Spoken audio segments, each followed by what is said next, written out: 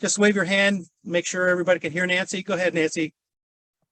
Okay, my name is Nancy Hitchcock Clewell. My husband is Robert Lynn Clewell. He goes by Bob. He is the great-grandson of A.D. Clewell. A.D. stands for Alexander David. And Alexander David was born August 7th in 1832. He was born near Schoeneck, and I know I'm going to pronounce that wrong, Schoeneck, in Northampton County, Pennsylvania. He was the son of John Philip and Anna Maria Roth Clewell. And they are actually the couple that the bell in the church tower at the Schoeneck Moravian Church is dedicated to. Rich sent me pictures of that. It's really pretty cool. The family was raised around the Schoeneck area, and I couldn't figure out why in the heck was there a Clewell in southern Kansas. So I made it my goal to kind of trace the family backwards. And to do that, I visited the Belle Plaine genealogy room and looked in newspapers and kind of quizzed my father-in-law, John Jr., on what he knew, which wasn't much. So he didn't take a big interest in his family, unlike his sisters, who were all 20 years older than him. He was kind of an afterthought baby, an oopsies that came along 20 years after the family thought they were done having children. So anyway, I started my search, like I said, in Belle Plaine, where John Thomas was born, and started looking at a lot of archive records, newspaper reports, and also visited the cemetery. And A.D. Clewell has a huge monument in the Belle Plaine Cemetery. So gathering the information I had, I went on Ancestry and started tying into different records. And I found that A.D., like I said, was born in 1832. He was one of 9 children that was born to John Philip, who went by Philip, and Anna. The youngest of the 9 children, you all might recognize, his name was Reverend Lewis Philip Clewell, who is the author of the Clewell Family History of America, which is really kind of interesting.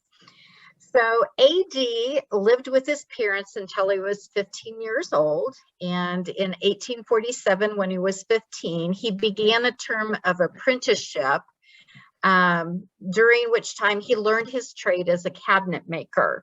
Also, cabinet makers were pretty much like funeral directors. They made caskets. So we find him in the census report in 1850. He was living with his family in Bethlehem. In 1858, I found a marriage certificate for him. He was united in marriage with a woman by the name of Caroline Elizabeth Hartman. Caroline came from Germany with her family when she was about 7 years old, and they settled near Scranton, Pennsylvania. And apparently the family might have attended church together. From some of the records that I found, there was some crossover there with the Moravian church. And in 1859, they had their first child. Her name in the Belvedere, New Jersey record shows as Emma Lucy, but the family Bible shows her name as Emma Louise. In the 1860 census, it does show that the family, the young family, was living in Belvedere, which is in Warren County, New Jersey. And I couldn't figure out why New Jersey. I'm a Kansas girl, so I'm not really familiar a lot with the different states on the eastern coast. So I had to look at a map, and Belvedere is on the state line between Pennsylvania and New Jersey. While he was in New Jersey, the Civil War started to take place. So he did enlist in the New Jersey regiment, and I believe it was the 31st Regiment Company B out of Trenton, New Jersey. So he did go to Civil War.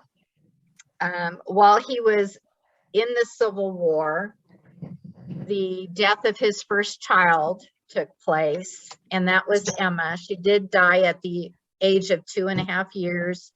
She did die in New Jersey, but she is listed on the headstone or the monument there in Belle Plaine.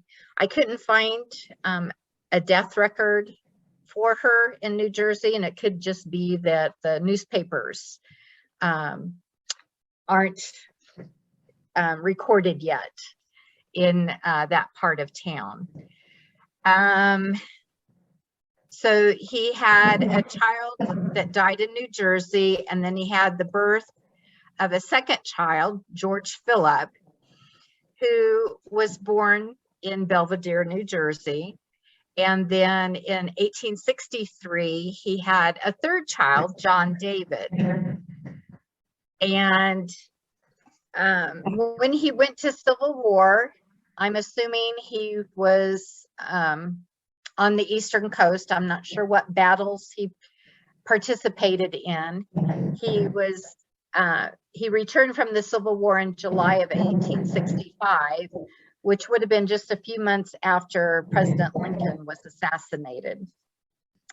In 1866, he had a fourth child, William, who went by the name Will Henry, and he was born in Lambertville, which is in Hunterdon County, New Jersey, which again is on the county line of New Jersey and Pennsylvania. Somehow he ended up in Iowa, and I was kind of curious why the family would have moved to Iowa. And they moved in 1866 per AD's obituary. And he worked as a cabinet and casket maker there for a few years.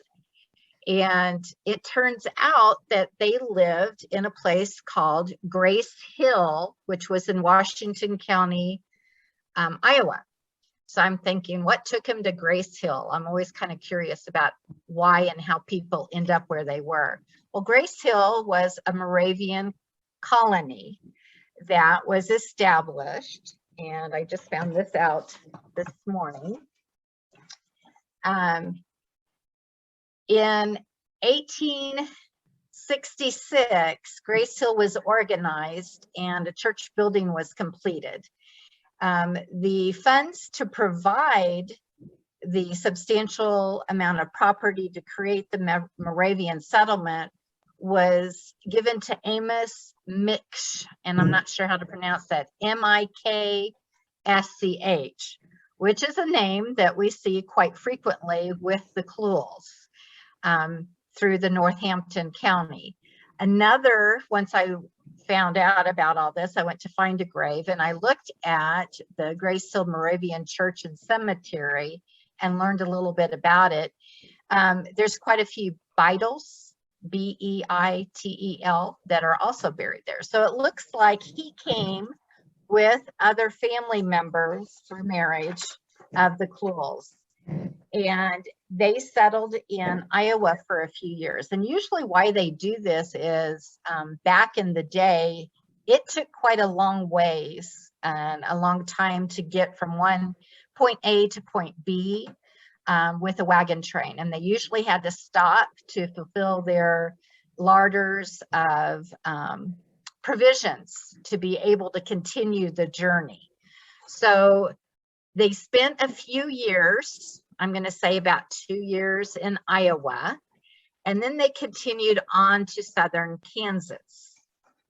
And I couldn't figure out why would they want to come to southern Kansas, but apparently, per a newspaper article that I discovered, AD had been to Kansas before, although he didn't stay. He came out in 1859. It doesn't say why he came out. It just said that he came out but didn't stay.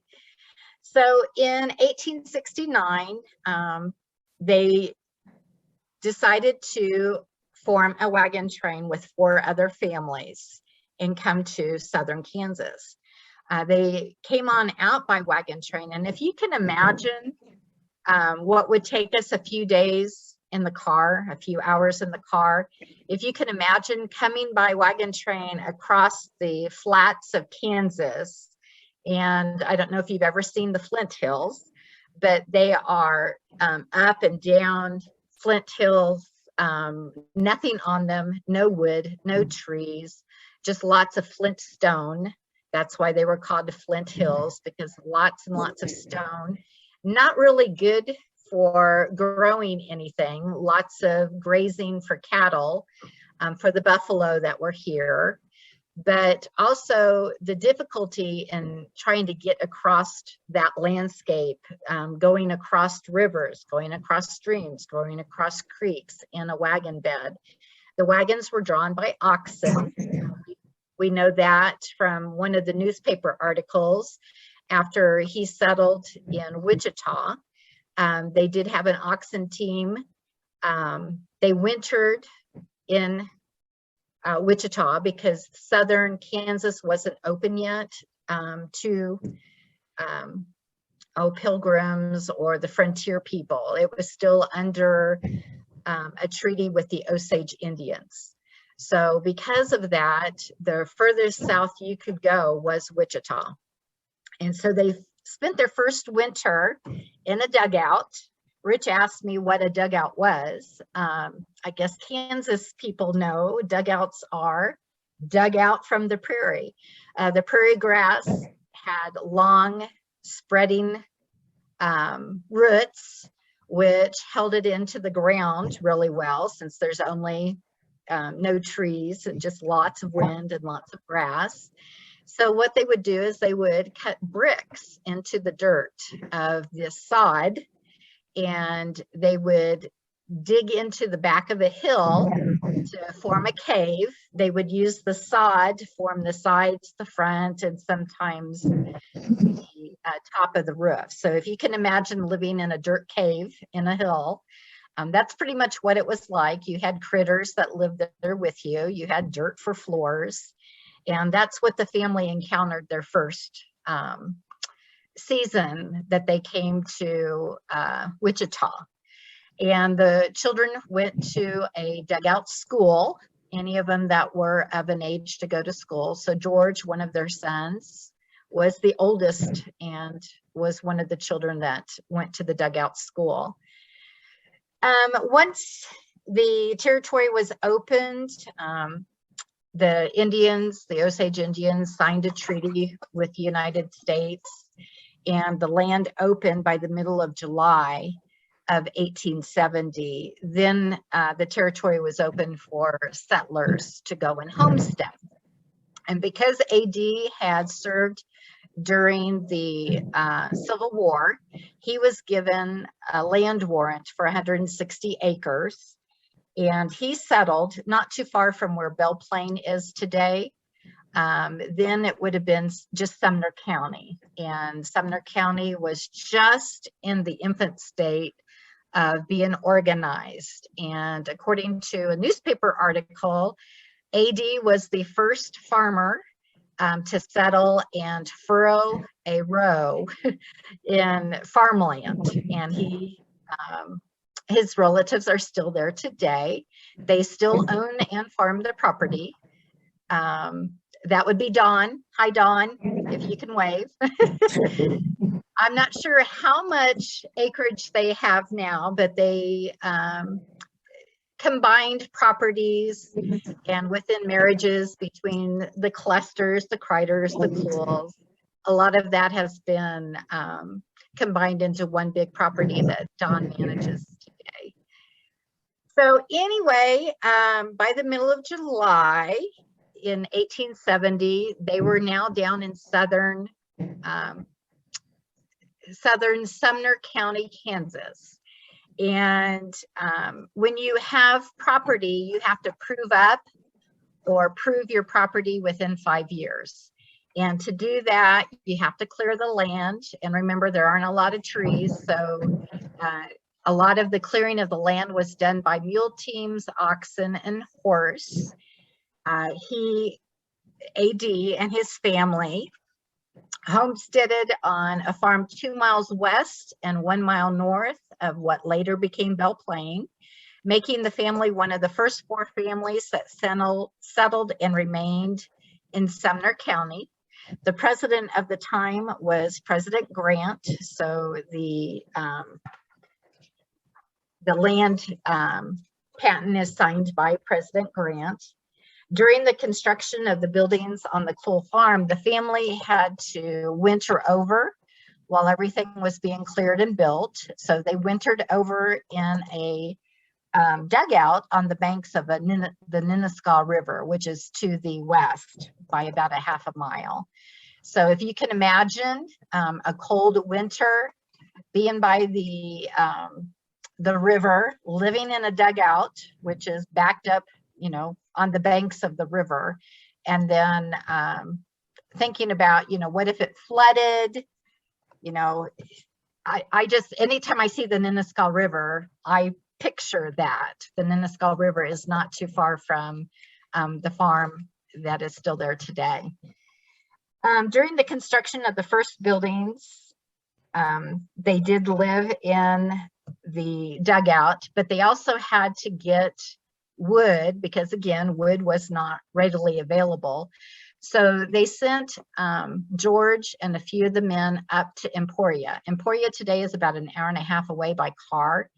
But if you can imagine a 9-year-old driving a team of oxen with the cart up to Emporia to get wood to make your first home. Along with the first home, there was a mill elevator where the grain was elevated to the upper bins by the means of a power supplied by a steam engine. And that was located in an adjoining natural rock engine house, the first one like it in the county. The rock was quarried in Winfield, which was to the south. A trip was made by AD, I'm reading my notes here, AD to New Orleans at the time of the World's Fair in the city to replace flues needed for the steam engine. So that was a pretty big deal. Other buildings erected on the farm was a large corn crib, a chicken house, a smokehouse, and a barn. Farmers at that time butchered and smoke cured their own meats, hence why they had a smokehouse. Siding for the original house, which was still standing in 1994 when I saw it for the first time. Like I said, was freighted in from Emporia, which was where the nearest railroad was. They also had an apple and cherry orchard, and they had some pear, apricot, crab apple trees, and a vineyard, along with berry vines and currant bushes. In the fall, apple butter was made in large 30-gallon copper-lined kettles. Cider was made with the cider press and stored in barrels for vinegar in the cellar underneath the mill. There was also a wine press. And with grinders, AD ground feed not only for his own livestock, but he did custom grinding for neighbors. So all of that took place in the early 1870s. In 1871, Belle Plaine was laid out, and the first buildings were created in Belle Plaine. AD did help build the Methodist Church at Belle Plaine. The charter was taken out in June of 1872, and his name appears as the director on the charter. He was also a charter member of the Oddfellow Lodge in Belle Plaine. He did have 9 children. Only 5 of those grew to adulthood.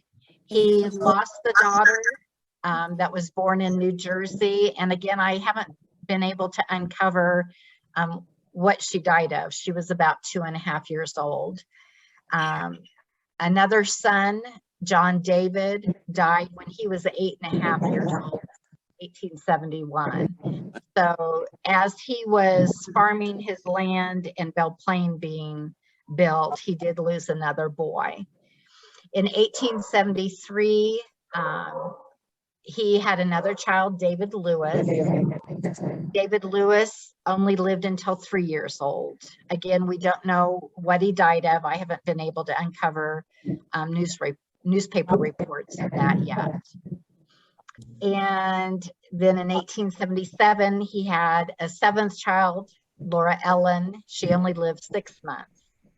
Having children during that time period was difficult. They didn't have the immunizations for simple things like we have now today, like polio, mumps, rubella, measles, distemper, diphtheria, tuberculosis. Lots of things were dangers to children at that early age. You know, living on a farm, we don't know if they died of a farm accident. We don't know if they might have drowned in the River Plaine or doing chores. We just don't know.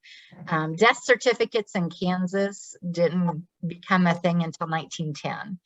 So the only thing we could have record of is if there was anything mentioned in the newspaper, or if a family had more information about that.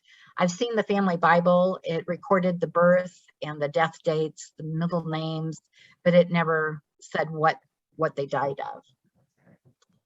So anyway, that's what I know about the Clewells. The youngest child born to A.D. Caroline was John Thomas. I was going to show you a picture. This is A.D. and his wife Caroline. And when I was giving by my father-in-law things that he had in his possession that had been passed on to him from the family, it was the Clewell volumes 1 and 2 of the family history and some pictures. And I thought it was interesting. One of the pictures that had been brought out on the wagon train was of the Schoeneck Moravian Church when it was just freshly being built out in Pennsylvania.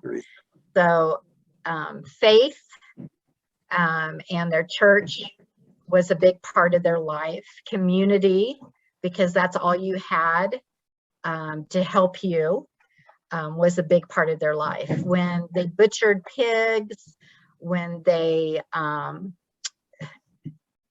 did their crops, brought in the crops, it was usually a whole community-wide project. Everybody helped everybody else.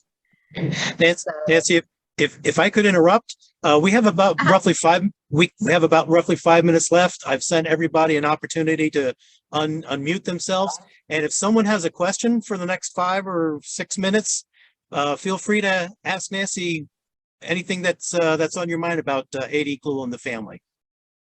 So one of the things that I wanted to point out was the majority of pediatric diseases from the early 1800s to 1870 were due to either tuberculosis, diarrhea of infancy, bacillary dysentery, typhoid fever, or the other highly contagious diseases of childhood, scarlet fever, diphtheria, and lobar pneumonia.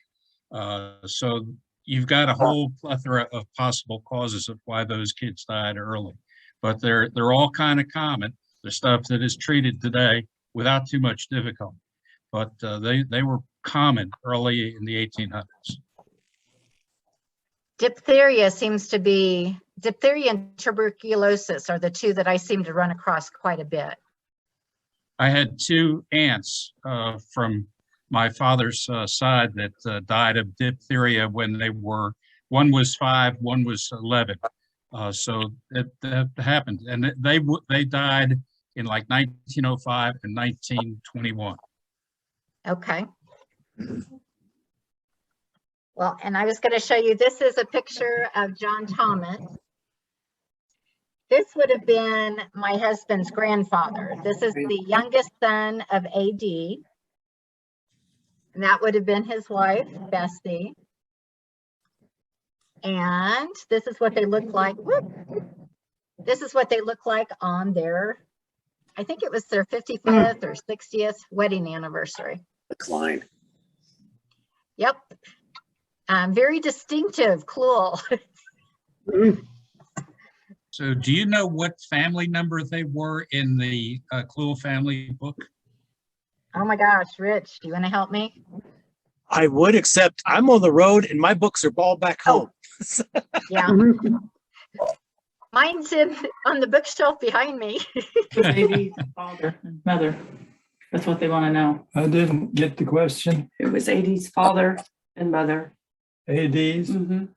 Well, I can't It was answer ADs. AD's parents were Philip and Maria is John Philip. He went by his middle name, Philip. For some reason, our family did that a lot. Yeah. Use I those think- names, middle names or initials. I think I the knew question the that, three- that I knew Peter the was three asking boys. was, go ahead, sir. I knew the three. Go Well, ahead. Don is the one, he's over here. Don is the one that still lives in Belle Plaine today and still farms the family property. I knew those three boys. George was my grandfather, and Mhm. Harry and John. And Yeah. Will lived a little further away. He was down at Blackwell, Oklahoma. Right. They made the land run down there. Yeah. I found that just a little discrepancies. Of course, there always is in going back in history like this. But on the tombstones in the Belle Plaine Cemetery, it shows AD was born in 1829. August of 1829. Yeah, You and had, I'm not sure why it says that. I have his obituary. And oh, the obituary does say 1829. But the family book says 1832. Right. So I don't know what the discrepancy would have been. lots of things get changed over 100 years Yeah. when telling stories. Yeah. Almost 200. Almost 200 years. So how much farmland do you actually take care of, Don? Well, I'm semi-retired now, about 1,300 acres. It was up to 3,400 acres at one time and about 1,400 head of cattle. But I live a mile north of the homestead place down there. And I live on my grandmother's, where she grew up, George's wife, Carolyn. Okay. Virginia and I live there. We own the place. And you covered a lot of the notes. I just wrote down some of the notes that I've heard over the years from family talking. And Letha Clewell, which was George Clewell's oldest daughter, had quite a bit of history. She was going to update the newest Clewell history book before she passed away, but she didn't get it done. And that information passed down to me. She had it written down, quite a bit of history of the Clewell family, A.D. Clewell, and coming to Kansas.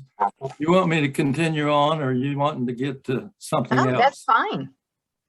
But I can pick up when they left Iowa. He was a cabinet maker and a casket maker, like you said. I got some of his tools yet. And they started in a wagon train with the Waltons and the Lee Forces and the Cambridges. Mhm. And the Waltons, Clewells, and the Lee Forces is the first three families to stay in Sumner County. They got to Wichita, was their first destination. They stayed the first winter in Wichita. And George, my grandpa, went to the sod school. Like you said, I got a picture of the school. And in spring, when the drovers came up from the south, they said there was good land south of Wichita. It was high as a man on horseback, the prairie grass was. So they decided to go south. That's tall. And they went south and come to the Nenasko River. And the Clewell's, A.D. and his family took the northeast quarter of section 33. And at that time, there was only two buildings in Belle Plaine.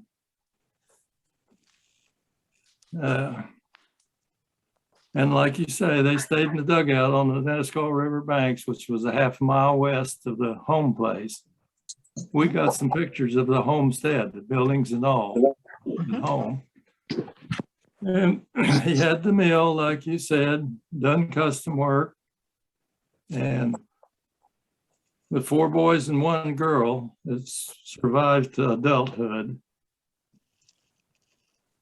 And as they was making their trip to Kansas, they come upon the Waltons had a broken wagon wheel. And AD had the tool to fix that wagon wheel. And they fixed the Waltons wagons and came on together to Kansas. And the Waltons homesteaded just a few miles up the Nenasko River and are still there. Home place and everything. We've been real close friends all these years. The Cambridges Lee forces went a little further west, kind of up the Nenasko, but further west. And the Cambridges, I guess, they went out of Sumner County. They went on west. I don't know for sure just where. And let's see. If you'll please forgive me for interrupting, I'd love to hear more, but we are about to be cut off for time Okay. limits right now. We will continue a discussion at 4 o'clock. You all should have gotten the invitation. If you want to continue with what we're discussing now, or if you want to talk about the family's genealogy, the history, I've been working on a web page, just a whole bunch of different things. We can discuss that. It'll be just a general conversation. So, like I said, we are about to be cut off, and I hope many of you will come back at 4 o'clock. That's 4 o'clock Eastern time, and we'll take it from there. Okay. Richard, are you getting a Richard, warning message? Because I saw a message that said we were extended. Yeah, so did I. Really? So Richard, maybe you should have them keep talking until we actually get cut off. All right. Yeah. You can talk all you want. I think we're going to be cut off. Well, we'll find out one way or another. Yeah. It looks like Donna have posted that AD is number 281 The guy, in volume 1. like Aunt Sylvia. I have AD's discharge papers from the Civil War, and I think I got the enlistment papers. I'm not sure, but I've seen them.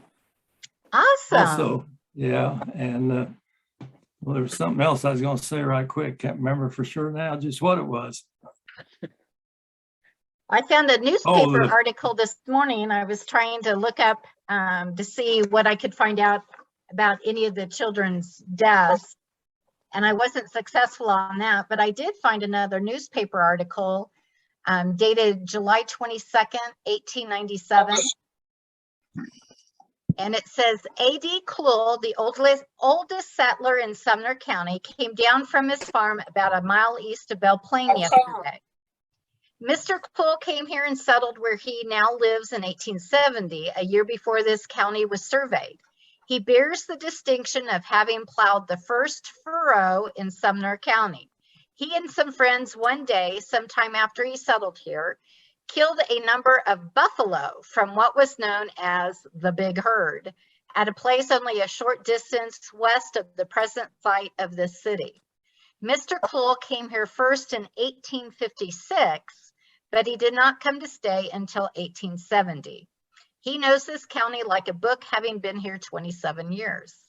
So I thought that was interesting that it said that he had been there in 1856, because I didn't find anything about that until this newspaper article.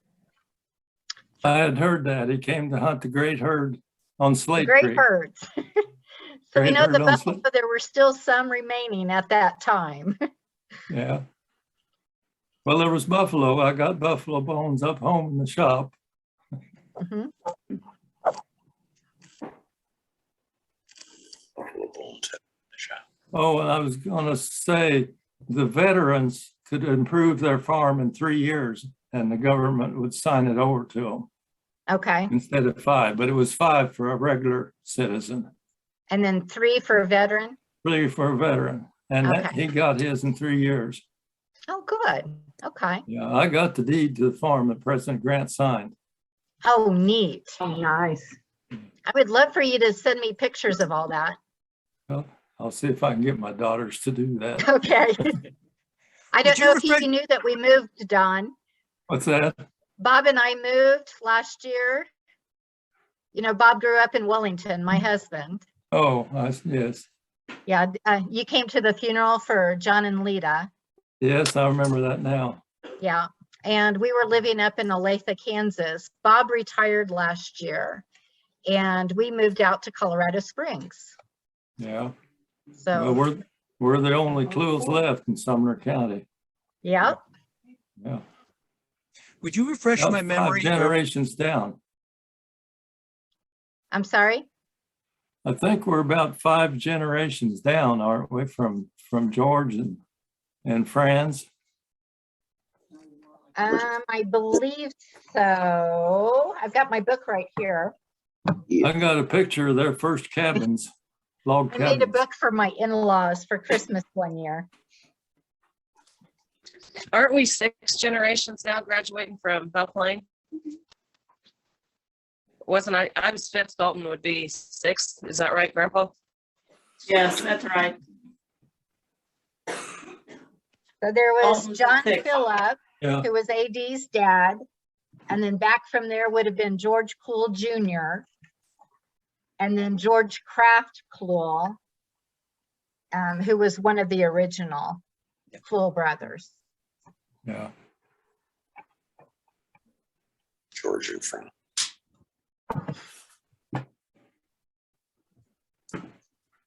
Yeah, AD is 4th generation Well, we'd be from George. George, yeah.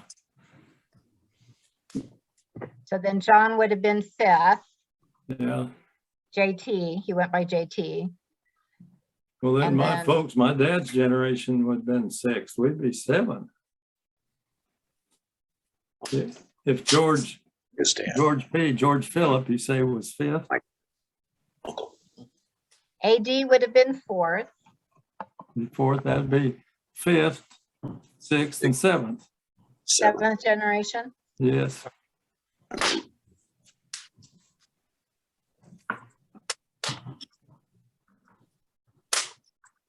Were there any other questions?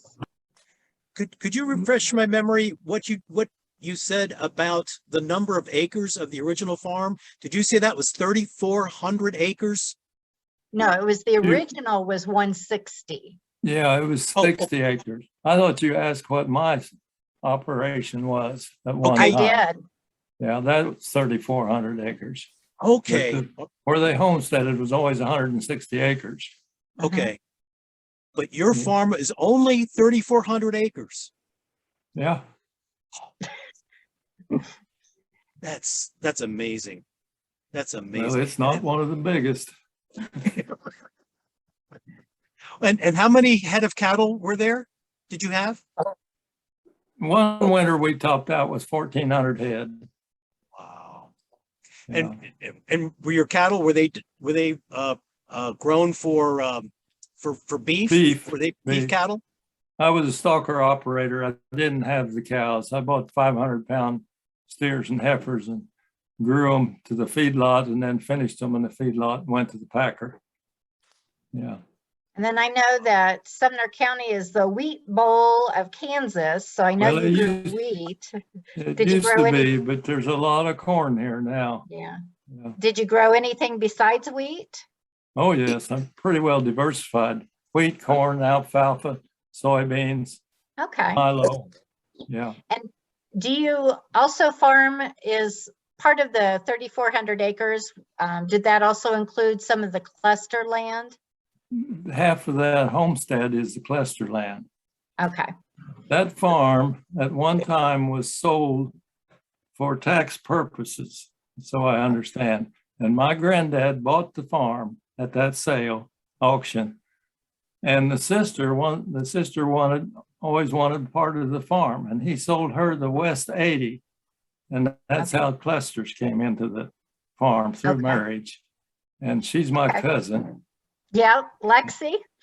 And the other half belongs to Philip and Harry Clewell, and they're my cousins. Yeah. Farm's never been out of the family.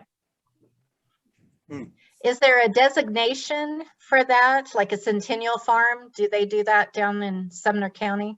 A few years back, they put out a sign for anybody that had a 100-year farm in the family that Okay, you could set up along the road.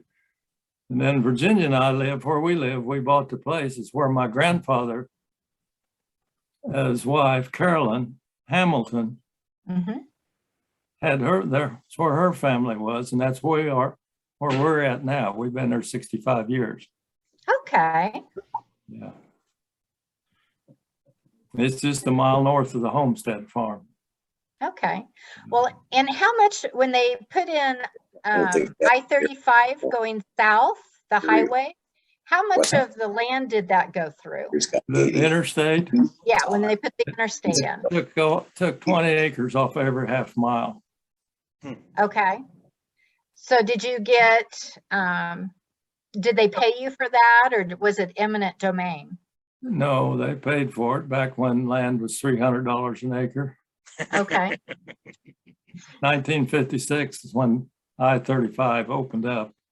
okay, Yeah, it didn't hit the Homestead Farm, but it hit the farm where George lived, George P. Clewell. And that's where my folks, and that's where I grew up. It took about 5 acres off the head. It was on a curve right there. uh-huh, But the farm my sister's got, it's got 20 acres off the head. It's right Okay. north of that. and then which one of the girls lives at the bend there? At the Belle Plaine Y, Yes, Penny. okay. Mhm. I always knew we were close to home when we would see Penny's Yeah. farm. My family, we're all right here within 3 miles of each other. Okay, Yeah. and how many children do you have, Don? The two We had girls? two daughters, Penny and Tammy, Okay, and how many grandchildren now? 4 grandchildren, and what is it, 9, 10 great grandchildren. Wow. I thought that would be a fun project one day, is to count up how many children, great-grandchildren, great-great-grandchildren, and then it just got overwhelming one day. It fills the house up at Christmas time.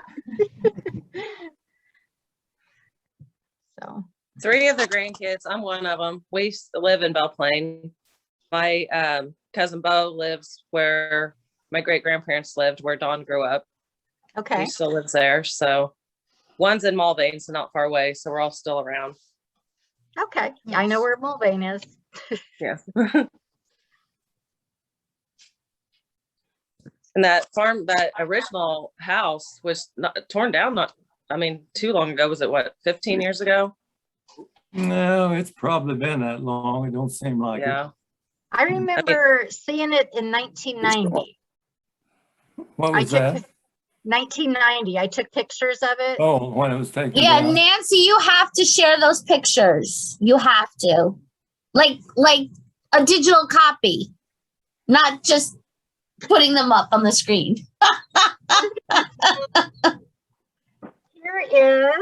That's the mill that Yeah. they talk about. That's the mill. That mill burnt down on the 4th of July. Yeah, it's got the pictures of that. You I can wondered imagine what what happened probably to that. happened. This was the house, That's the house. the original house. Yes. I took that picture before it was torn down. And see if I can find, there's the other part of the house. It was all pretty decrepit. I still got some of the barnwood. Somebody's always wanting a piece of old barnwood. Here they come. Oh, I was going to show you a picture of JT as a youth. If I can get the Yeah. glare off of it. There we go. That was Nice. taken in Belle Plaine. And of course I can't get it to do without the, there we go. Yeah. That was before there were streets laid in Belle Plaine. They were still using horse and wagon. Yeah. And he's with one of the Fortney boys. Used to be a SOR. windmill right in the middle of Belle Plaine, right in the intersection.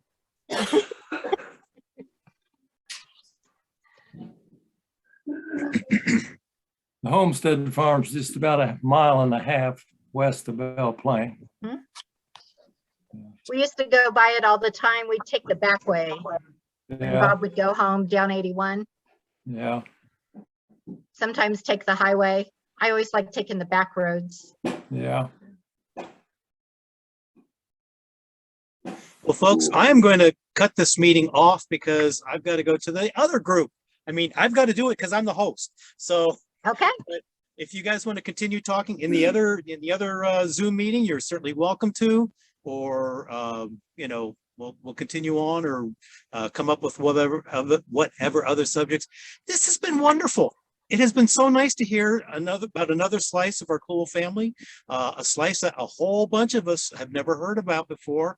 And I hope we can get this taped. Well, it's been recorded, but we'll get it published so other family members can hear about it. This is important stuff. These are great memories. These are great things to learn about our family. So, folks, this has been great. I've really appreciated getting to have this time with you, and hopefully we can do this again.